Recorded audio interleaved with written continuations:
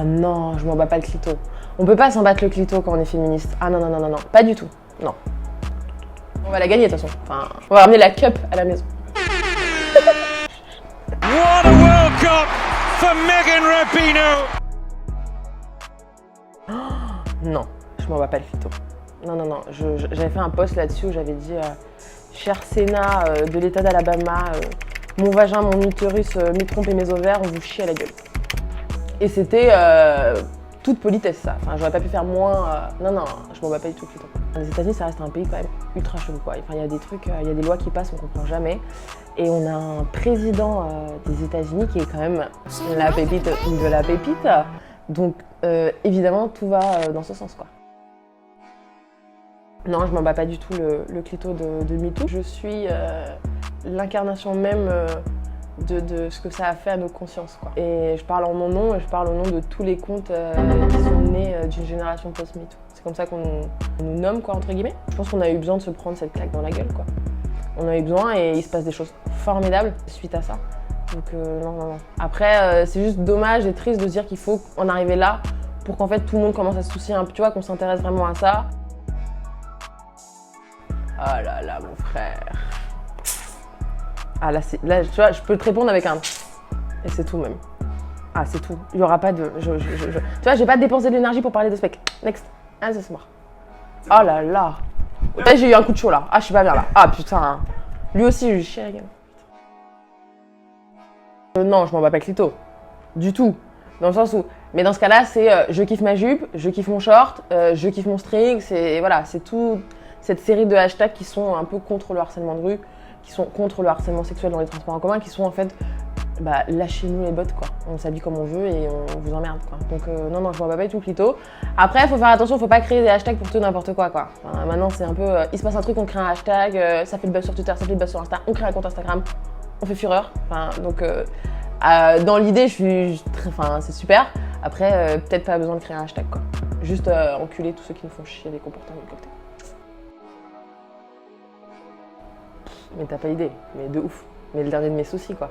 Là, en fait, là, t'es en train de me faire un top 3 avec Zemmour, Kim K, après il y aura Trump. Tu vois même pas. La vérité, mon frère. Ouais, de ouf. Next, pareil, elle aussi, avec son contouring, son machin, son... Tu sais qu'elle a quand même lancé, je crois que c'est elle, comment ça s'appelle? Le contouring du vagin? Le contouring de la vulve. Elle avait lancé un truc comme ça. La vie de ma mère.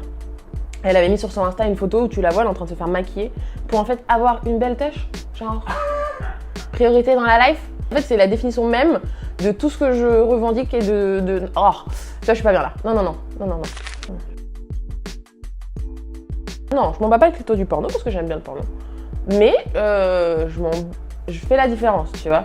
Je m'en bats le clito du porno mainstream, tu vois. Je m'en bats pas le clito du porno, entre guillemets, féministe, c'est comme ça qu'on l'appelle. Mais ça, c'est un truc, tu vois, ça me titille aussi parce que, en fait, le fait de l'appeler porno féministe, ça veut forcément dire que c'est en opposition à l'autre porno qui doit être par définition sexiste et machiste. Donc le vrai problème aujourd'hui, c'est qu'on a eu besoin de faire un porno féministe.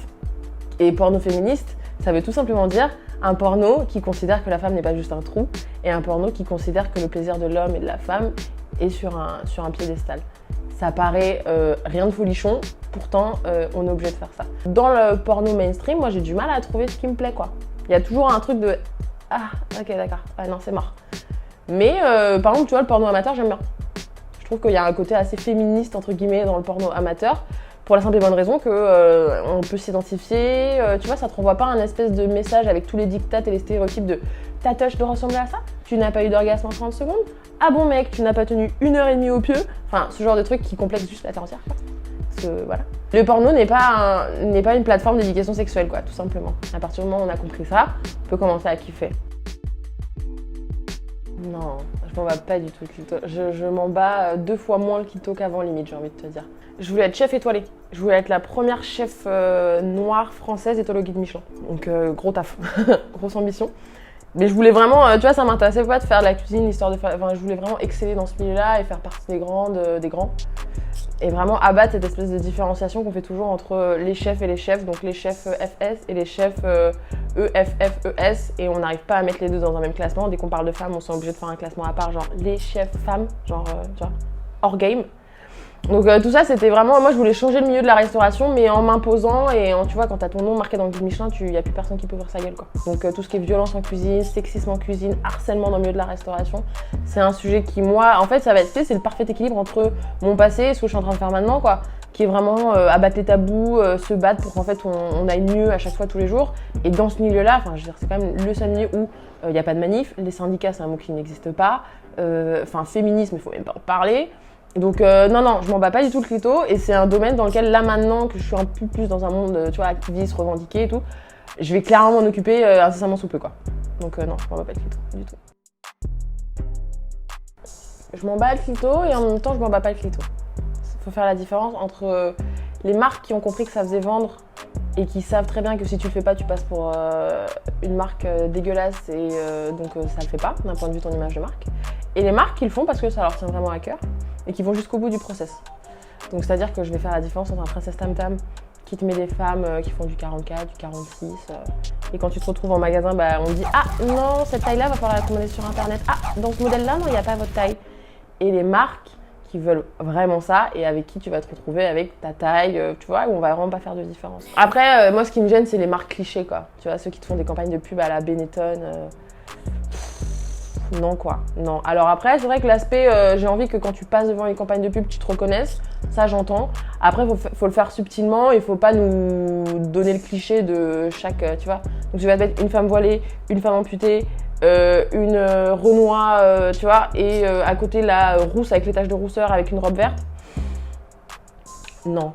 Je suis pas OP. En fait, moi, ce qui me gêne, c'est qu'en fait, ces marques-là sont applaudies, alors que pour moi, c'est le minimum syndical, quoi. Il n'y a rien d'exceptionnel, quoi. Représenter une femme, une photo de femme non retouchée qui fait du 44 en France, sachant que la moyenne des tailles, c'est du 42, tu fais pas la une de Grazia, quoi. Je suis désolée, tu fais pas la une de Grazia. Bien sûr, je m'en bats le clito. En fait, je reçois tellement une vague d'amour. Tu sais, je reçois 150 messages par jour. Il y a quoi? Il y a 3 haters à chaque fois. Tu sais, le premier, ça fait toujours un peu mal. Tu leur fais une thèse sur le pourquoi du comment, ce que tu es en train de faire, en fait, c'est important et ça aide certaines personnes. Et puis petit à petit, tu te rends compte qu'en fait, ces personnes-là, c'est exactement ce qu'elles veulent.